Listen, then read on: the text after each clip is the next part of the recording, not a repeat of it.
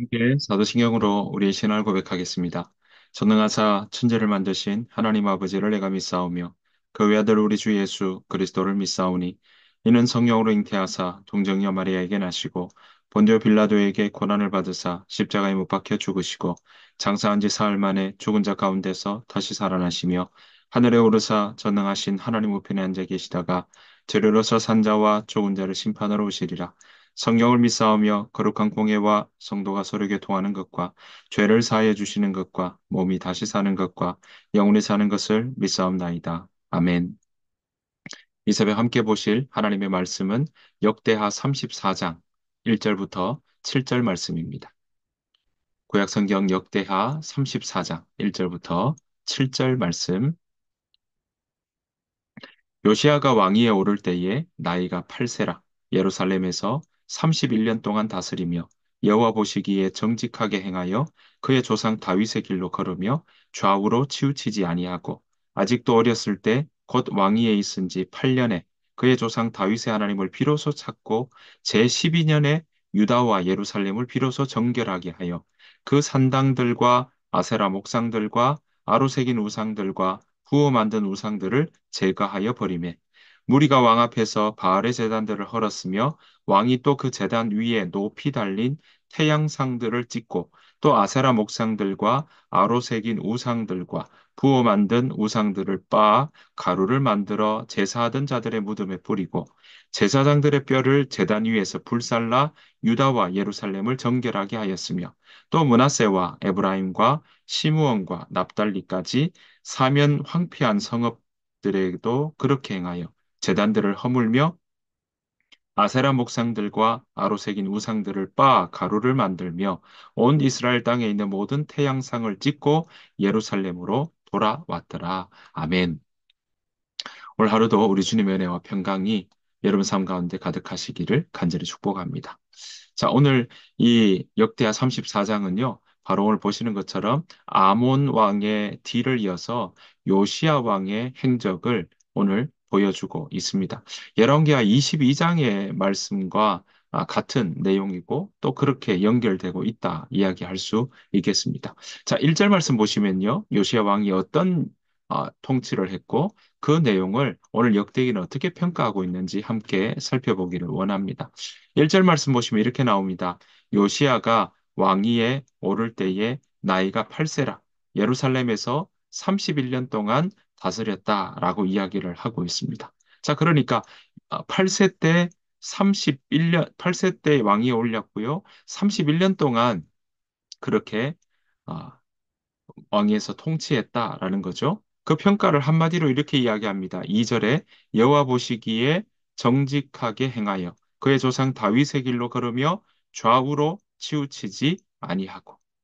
네, 오늘 평가가 여호와 보시기에 정직히 행하였다라고 이야기하고 있고요. 조상 다윗의 길로 지금 걷고 있다라는 것을 우리에게 보여주고 있습니다. 자, 그 다윗의 길로 가는 것이 무엇입니까? 하나님을 찾는 그러한 삶을 살아갔다라고 이야기할 수 있겠습니다. 자, 그게 구체적인 이야기가 나옵니다.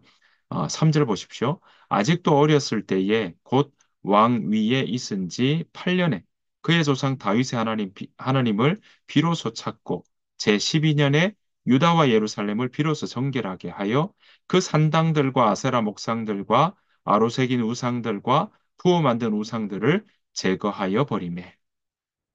여러분 보십시오. 이 8년, 그러니까 왕위에 선 지 8년 됐다 했으니까 처음에 8세 때, 8살에 왕위 올랐으니까 8년 지났으니까 16살 되던 때입니다. 그때 뭐 했습니까? 하나님을 찾았다라고 이야기합니다. 네.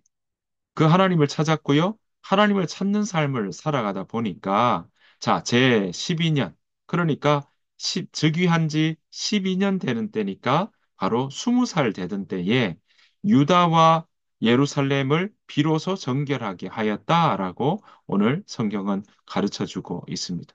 그러니까 그가 하나님을 찾고 난 다음에 오늘 이 제 12년 되는 그러니까 20살 되던 때에 왕이 오른 지 10년이 넘어 12년 되는 때부터 바로 유다와 예루살렘을 성결하게 하는 작업들을 하고 있더라라고 하는 사람 모습입니다.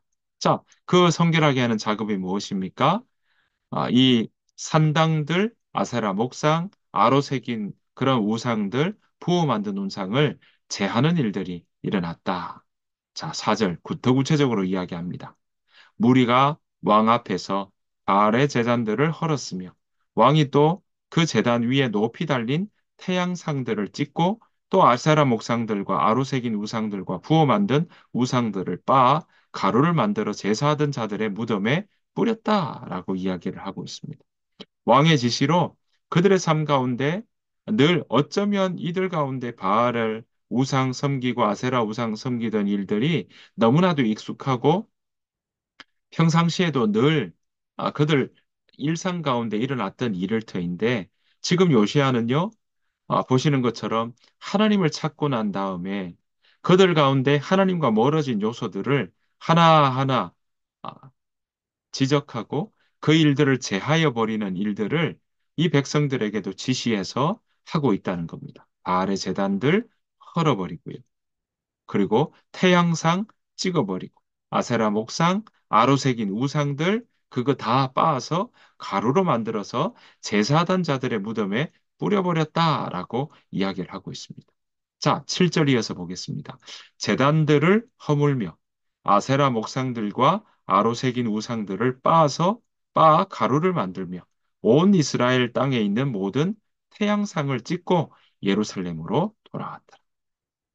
여러분 어떻습니까? 이런 모습들이 그동안 이스라엘 백성들 가운데 남유다 사람들 가운데 만연했다라는 것을 우리는 다시금 참고하고 살펴볼 수 있습니다. 온 이스라엘 땅의 분향단도 다 부수고 난 다음에야 예루살렘으로 돌아왔다라고 이야기를 하고 있습니다. 여러분 이 일들이 그냥 왕의 명령이라 하더라도 하나하나 이 일들을 찍고 하는 작업들이 얼마나 많았으면 얼마나 그런 부분들이 그, 그들의 삶 가운데, 이 당시의 백성들의 삶 가운데 그렇게 많았으면, 자, 8절 보십시오. 요시아가 왕위에 있은 지 18째 해에, 그러니까 지금 보시면 즉위한 지 12년 되던 때부터 예루살렘과 유다를 성결하게 하는 작업을 했는데, 18년이 된 18째 해에 그 땅과 성전을 정결하기를 마쳤다라고 이야기합니다. 그러니까 아세라 목상과 태양상과 그리고 바알의 이 분양하던 재단과 이거 다 부수고 이 빻고 그 일들을 정결하게 하는 그 작업이 무려 6년이나 걸렸다라는 것을 우리에게 가르쳐 주고 있습니다. 성결 작업을 시작한 지 6년 만에 이 일들을 완료했다라는 것이죠. 자, 이것으로 머물지 않습니다. 요시야 뭐 하고 있습니까? 8절에 그 땅과 성전을 정결하기를 마치고 그의 하나님의 전을 수리하려 하여 아살랴의 아들 사반과 시장 마아세야와 서기관 요하스의 아들 요아를 보낸지라라고 말씀하고 있습니다. 여러분 오늘 보시는 것처럼 요시아는요, 이 나라, 이 유다와 예루살렘 그 모든 나라들을 깨끗하게 한 후에 성전을 지금 수리하려고 하는 모습들까지 이어지고 있더라라는 것입니다.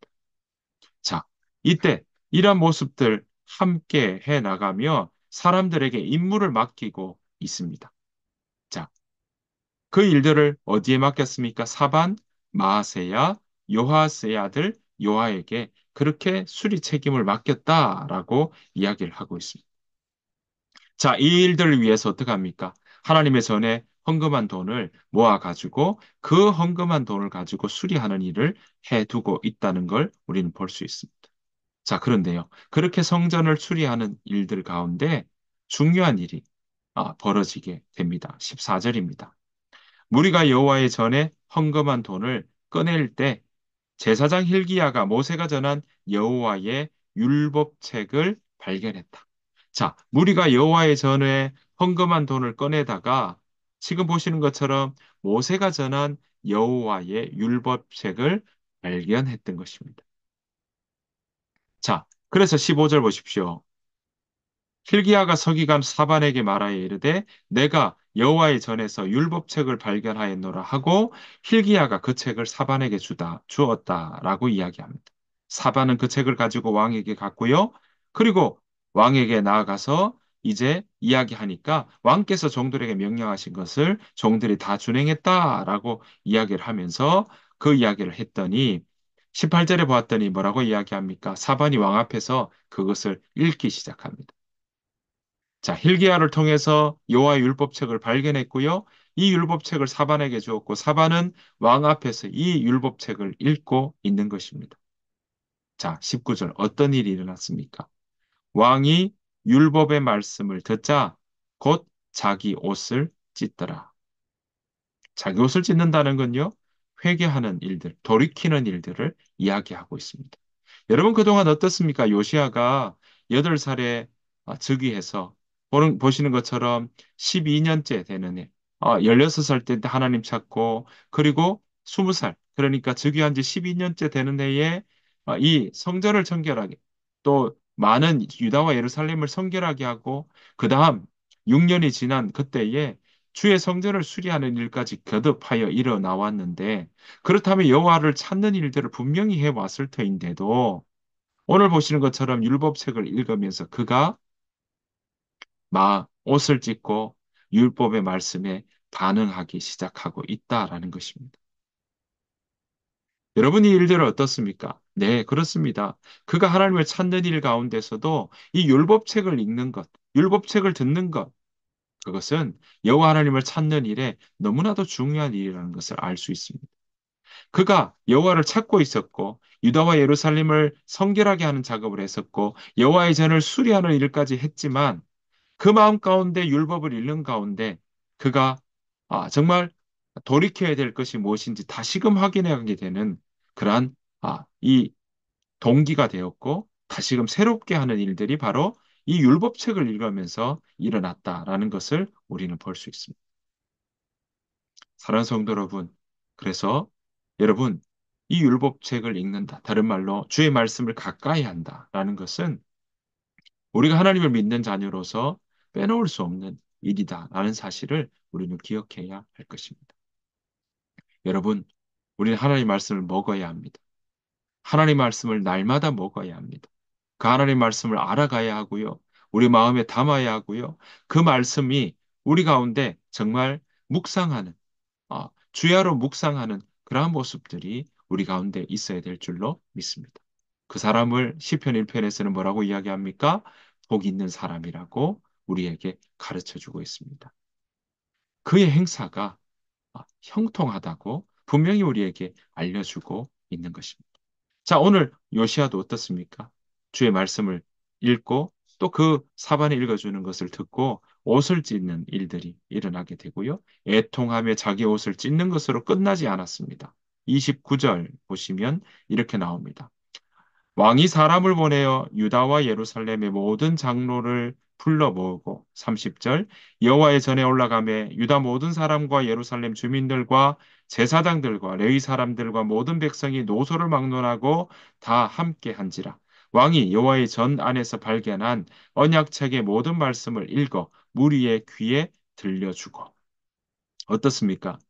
모든 백성, 제사장들과 레위 사람들, 모든 백성이 노소를 막론하고 다 함께 했고 그 자리에서 뭐 하고 있습니까? 모든 백성이 다 데리고 주님의 전에 올라가서 왕은 지금 성전에서 발견된 그 언약책에 기록된 모든 말씀을 지금 여기에 모여 있는 사람들에게 읽어 주었다라고 말씀하고 있습니다. 여러분, 그리고 난 다음에 30절 보십시오. 귀에 들려 주었고요. 31절에 왕이 자기 처소에 서서 여호와 앞에서 언약을 세우되 마음을 다하고 목숨을 다하여 여호와를 순종하고 그의 계명과 법도와 율례를 지켜 이 책에 기록된 언약의 말씀을 이루리라라고 말씀하고 있는 것입니다. 사랑하는 성도 여러분, 오늘 여 보시는 것처럼 이 요시아는요, 왕이 자기의 자리에 서서 하나님을 따라라, 마음과 목숨을 다 바쳐 그의 계명과 법도를 지켜라라고 강조하고 있습니다. 그 말은 바로 요시아 또한 자기가 주님 앞에 나아가고 지켜나가겠다는 그러한 다짐도 여기에 포함되어 있지만 그걸로 끝나는 것이 아니라 오늘 보시는 것처럼 모든 백성들도 하나님 말씀을 지켜 행하는 일들로 나아가라고 말씀하고 있는 것입니다. 자, 여기에 뭐 합니까? 32절에 예루살렘과 베냐민에 있는 자들이 다 여기에 참여하게 하며 예루살렘 주민이 하나님 곧 그의 조상들의 하나님의 언약을 따르니라라고 말씀하고 있습니다.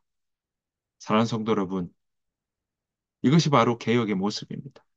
이것이 바로 새롭게 하는 일의 모습입니다. 여러분, 요시아는요, 하나님을 찾았습니다. 하나님을 찾는 것으로 끝내지 않았습니다. 오늘 보시는 것처럼 하나님 말씀을 읽고 가까이 하는 일까지 했고요. 그 말씀을 듣고 그 마음이 반응하고 주님 앞에 애통하며 회개하며 다시 새롭게 그 삶을 세워나가는 일을 해가고 있더라라는 것입니다. 이 삶이 바로 다시금 새롭게 하는 개혁의 모습인 것입니다. 사랑하는 성도 여러분, 저와 여러분의 삶이 날마다 새롭게 되기를 소원합니다. 날마다 주님 앞에서 더욱더 풍성한 은혜를 누리며 살아가기를 소원합니다. 바라옵기는 그 삶의 바로 어, 출발은 또 그 삶에 빼놓을 수 없는 아주 중요한 요소는 바로 하나님 말씀을 가까이 하고 그 말씀을 듣고 또 그 말씀을 묵상하는 삶인 줄 믿습니다. 여러분 주님 말씀을 읽으며 거저무작정 읽는 것, 그 읽는 것도 중요하지만 그 읽는 것과 함께 하나님 말씀을 알아가고 깨달아가고 배워가고 깨닫게 해주시는 주님의 은혜를 누리며 살아가시기를 간절히 축복합니다. 그래서 우리가 날마다 주의 말씀과 가까이 하여서 우리가 우리 주야로 하나님 말씀을 묵상해서 시냇가에 심은 나무 같은 그러한 복되고 형통한 삶을 누려나가는 그 삶이 무엇인지 경험하는 우리 모두가 되시기를 간절히 축복합니다. 오늘 하루가 그런 복된 하루 되시기를 간절히 축복합니다. 주님께서 가르치는 기도를 마치겠습니다. 하늘에 계신 우리 아버지여 이름이 거룩히 여김을 받으시오며 나라가 임하옵시오며 뜻이 하늘에서 이루어진 것 같이 땅에서도 이루어지이다. 오늘 우리에게 일용할 양식을 주시옵고 우리가 우리에게 죄 지은 자를 사하여 준 것 같이 우리 죄를 사하여 주시옵고 우리를 시험에 들게 하지 마시옵고 다만 악에서 구하시옵소서. 나라와 권세와 영광이 아버지께 영원히 쌓옵나이다. 아멘. 오늘 주신 말씀 생각하시면서 하나님 내 입술에서 내 마음에서 하나님의 말씀이 떠나지 않도록 인도하여 주옵소서. 주의 말씀을 가까이 하게 하시고 주의 말씀으로 우리가 새롭게 되는 삶 살게 하여 주옵소서.